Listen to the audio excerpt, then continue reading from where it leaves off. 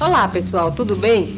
Hoje nós vamos conversar sobre o despertar da cidadania em dois países da América Latina, o México e o Haiti. E o México, Vânia, é o único país da América Latina situado na América do Norte, não é verdade? É verdade, Paulo. E o Haiti, eu não sei se vocês sabem, mas foi a primeira república negra do mundo.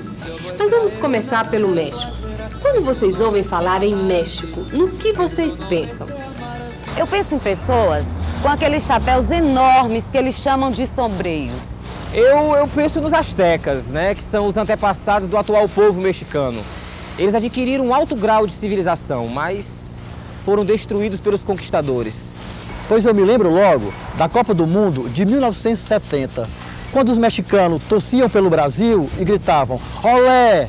Essa expressão ficou na linguagem do nosso futebol. Povo simpático, o do México.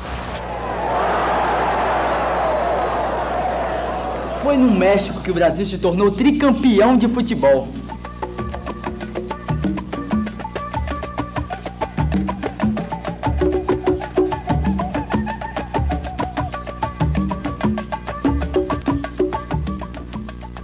Quando eu ouço falar em México, eu penso na minha mãe, que vive assistindo a novelas mexicanas na televisão.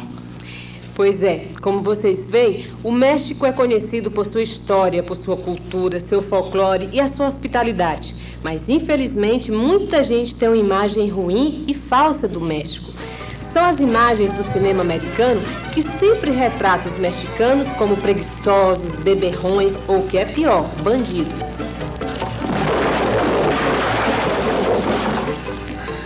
Nos filmes de cowboy do meu tempo, os mexicanos bebiam muito, se metiam em confusão e viviam dormindo com aqueles chapéus grandões. Realmente, por que será que os Estados Unidos fazem questão de apresentar os mexicanos com essa imagem? Pensa bem, você lembra quando a gente estudou a expansão dos Estados Unidos? Ora, os americanos sentiram necessidade de expandir o seu território. Eles então avançaram sobre o México. A apropriação americana da metade do território mexicano não aconteceu sem violência. Para não serem criticados pela opinião pública mundial, os americanos trataram de divulgar uma imagem deturpada do México, mostrando os mexicanos como irresponsáveis e eles, americanos, como os bonzinhos que desejavam levar a lei e a ordem para o México. Não é à toa que um ex-presidente do México exclamou penalizado: "Pobre México, tão longe de Deus e tão perto dos Estados Unidos." Vânia, e quando os Estados Unidos se expandiram sobre o México, ele já era independente ou ainda pertencia à Espanha? O México já havia conseguido a sua independência política em relação à Espanha e era muito forte o sentimento nacionalista do povo mexicano. E como foi que aconteceu a independência do México? A princípio, as classes populares do México lideraram a luta contra os espanhóis. Mas a classe rica, conhecida pelo nome de crioulos e formada por brancos descendentes de espanhóis, preferiu se aliar aos espanhóis contra os revolucionários mexicanos. Poxa, mas por que isso? Veja bem, Paulo. Os crioulos formavam a elite, mas não controlavam a política e a economia colonial.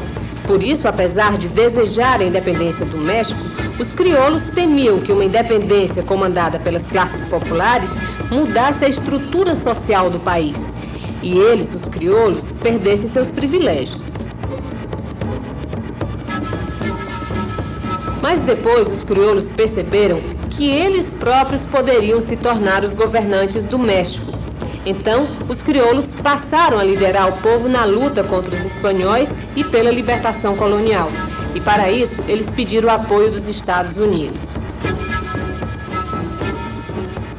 Mas como os crioulos foram oportunistas, hein? Primeiro se uniram aos espanhóis para impedir que as classes populares participassem do poder.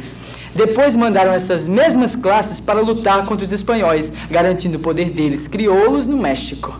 E os crioulos conseguiram o que queriam, pois com a expulsão dos espanhóis, eles tomaram o poder e a estrutura social do México permaneceu a mesma. O que quer dizer que após a independência do México, os latifundiários crioulos continuaram muito ricos, enquanto a grande maioria da população mexicana continuava na miséria.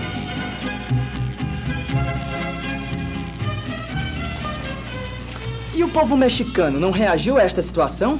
Reagiu sim, mas os movimentos populares só tiveram sucesso no México em 1910, quando Emílio Zapata assumiu a liderança do país através de uma das maiores revoluções sociais do nosso século. Então o México se tornou um país com justiça social. Quanto a isso, eu vou deixar você na curiosidade e vocês também. Lê o manual de apoio e descubram o que aconteceu com Emílio Zapata e com o México após a Revolução Social Mexicana. Agora, sabe, Vânia, tem uma coisa que eu não entendo. Se as classes populares eram tão numerosas e estavam insatisfeitas, por que elas nunca lideravam os movimentos de libertação na América Latina? Todos os movimentos emancipacionistas que a gente estudou foram liderados pela elite. Por isso que nada muda. Você tem razão, mas teve uma exceção na América Latina. Exceção? Qual? O processo de independência do Haiti. Observem que o Haiti é uma pequena ilha da América Central.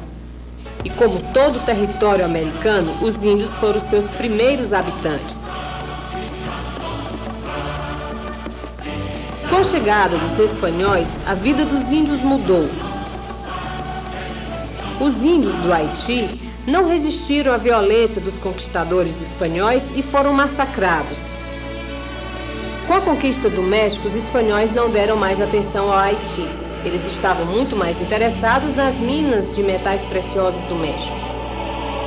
Aproveitando-se do descaso da Espanha, a França se apossou do Haiti e passou a plantar cana-de-açúcar.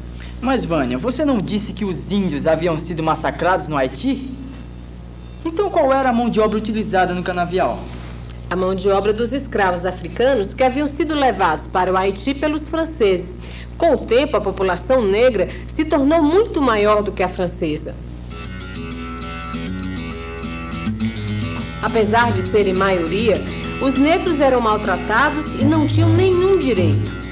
Por não aceitar a opressão da minoria branca, os negros se revoltaram e massacraram os franceses.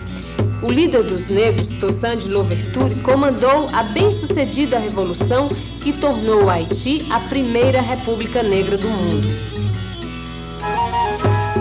E então, pessoal, o que vocês acharam da luta dos mexicanos e dos haitianos pela participação política e por melhores condições de vida em seus respectivos países? Pensem sobre isso. Leiam agora o seu manual de apoio e discutam esse assunto com seus colegas. Bom trabalho, um grande abraço e até o nosso próximo encontro.